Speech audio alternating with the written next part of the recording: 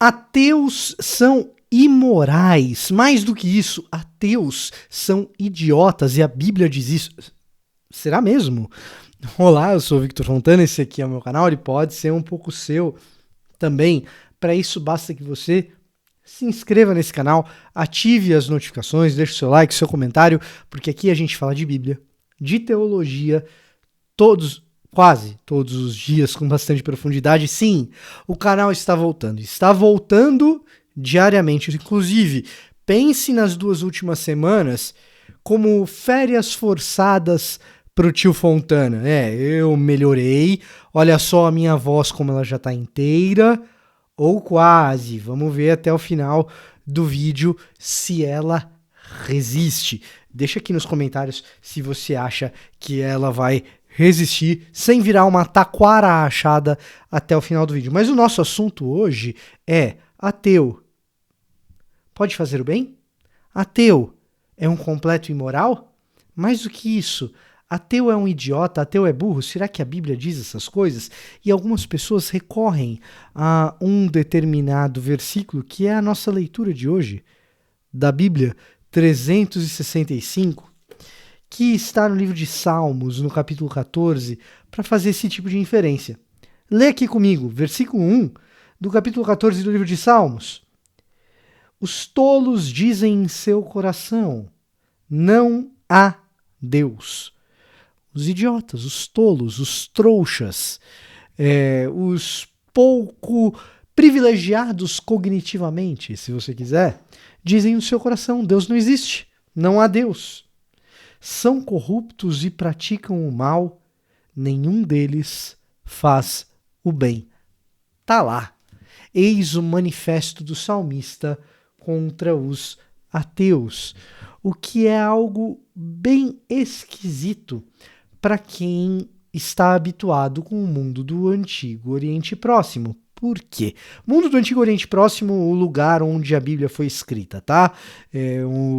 Nós estamos falando do Israel Antigo, Israel e Judá, né, os 2 reinos, e ao falar de Israel Antigo, a gente está falando da região do Crescente Fértil, na Antiguidade Oriental, e aí a gente chama de Antigo Oriente Próximo. E no Antigo Oriente Próximo, encontrar um ateu, em especial nos moldes da modernidade, seria um exercício de onde está o Wall-E. Quem se lembra de onde está o Wall-E pode tentar fazer a referência cultural aqui, mas o ponto é que nesse período da história da humanidade, ateus nos moldes do que nós temos hoje, gente que faz um exercício em tese racionalista para dizer: não há evidências a respeito da existência de um ser supremo, portanto eu não acredito nele. Ateus nesses moldes não existem. Então, alguém há de se indagar do que o salmista está falando, de que tipo de pessoa que não acredita em Deus que o salmista está, a quem o salmista está fazendo referência, do que o salmo está falando aqui, ou mais especificamente, de quem o salmo está falando aqui.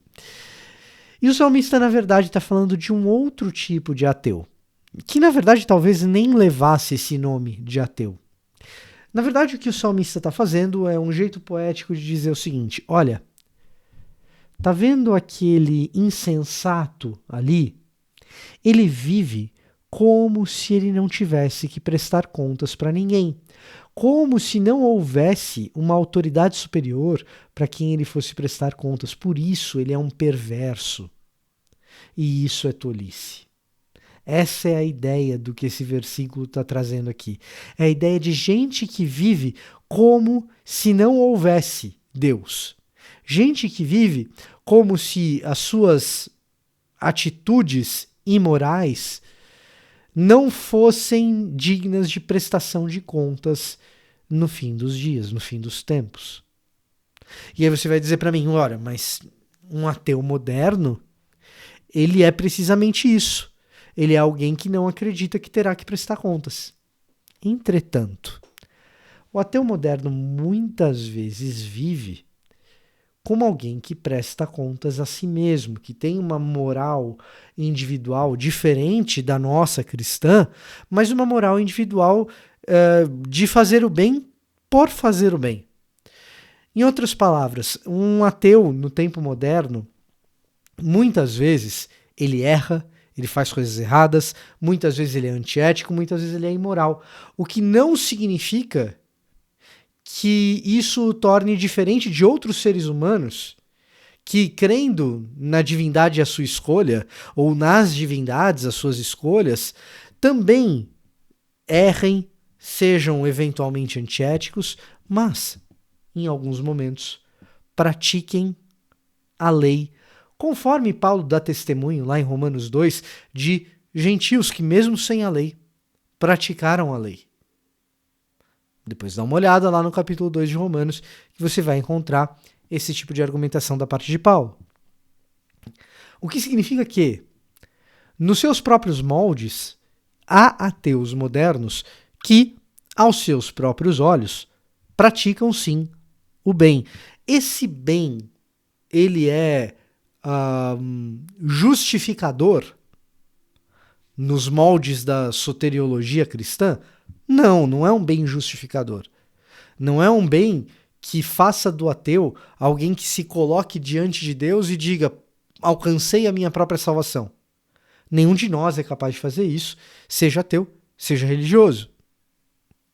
O ponto é que o texto aqui está tratando de gente que vive como se Deus não existisse, porque acredita que não terá de prestar contas pelo mal que praticam. E aí, essa sentença está sendo feita no Antigo Oriente Próximo, quando todo mundo é de alguma maneira religioso, ou pelo menos 99,999% das pessoas são religiosas. Em outras palavras, o que o salmista está querendo dizer é que, mesmo nesse ambiente religioso, existe gente que vive como se não fosse prestar contas de nada. E então isso abre a possibilidade para que a gente pense no nosso ambiente protestante, no qual existam pessoas que estejam no nosso meio, sejam religiosas, mas vivam como se Deus não existisse e como se não fossem prestar contas no fim dos tempos. Esse versículo talvez fale muito mais de líderes religiosos que são lobos em peles de cordeiro, saqueando as ovelhas, gente sem temor nenhum, gente que está no meio da igreja, mas é autoritário, comete excessos, mais do que excessos, comete crime e abusa das ovelhas. Talvez esse versículo se aplique mais a esse tipo de gente do que meramente a alguém que confessa não acreditar em Deus nenhum. Se você pesquisar na sua memória, certamente você vai conhecer pessoas que afirmam ser ateias, mas têm uma vida de um caráter respeitável e que não dá para comparar a vida desse ateu. Ateu, que a gente prega o evangelho, que a gente fala de Jesus, que a gente tem uma boa notícia para ele, mas não dá para comparar a vida desse ateu com as imoralidades e perversidades que muitas vezes a gente vê no seio da igreja. É ou não é? Você não conhece gente assim? Pois então, esse versículo leva a gente a pensar precisamente no que acontece no nosso ambiente religioso também. Mais do que isso, essa passagem nos leva a pensar no que acontece conosco. Eu e você temos vivido como se não fôssemos prestar contas das crueldades que praticamos? Essa é a atividade, o exercício devocional que a gente tem para hoje. E esse era o meu recado para hoje. Eu vou ficando por aqui e até a próxima.